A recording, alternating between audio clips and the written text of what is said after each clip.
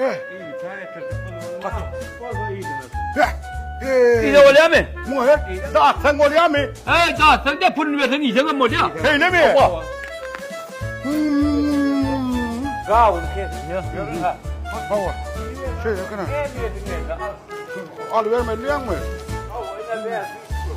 Al. İyi. Bak. Mal? Koktu bak taraf. Gel. Baharakana koktu bak taraf. Hey ne yemek diyordun? Ne? Ay görünüyorsun da daha değil gördün mü yiyorsun o? Hey marketten çıkacaksın doyuyacaksın sen o. Mene ne yemi? Etmişi.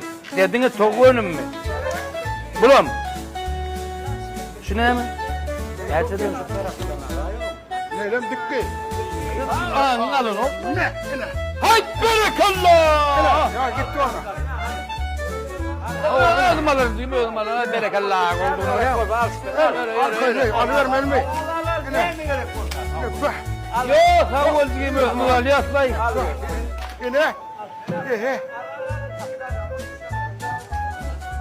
Ne? Hani bulurdun mu? Ayak. Ne yemesi? Ehe. Ne? İne. Hey! İne.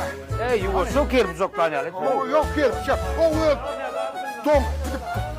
Don gidip dur da o. İne. Hey aç kovulma kovulma. Ha, gördün mü? Gördün mü? Çal.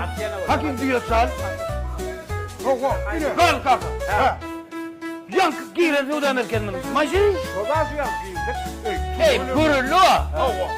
Gurur mene. Göz veriyor kenamını. Gurur yani kendisine Gururlu. Barikin. Gururlu. Görüllü var ha. Görüllüler ya Suda merkezinde abi. Fakat sana gelsin. Şu gururla giren. Bu çetinin hem ben güzel çıkıyor. Hem atıyor yani kana. Saat ne söylüyor? Saat Ha çok iyi elinde su atlara 4 saat bolda. 4 saat boş. İnsanım dolaylı.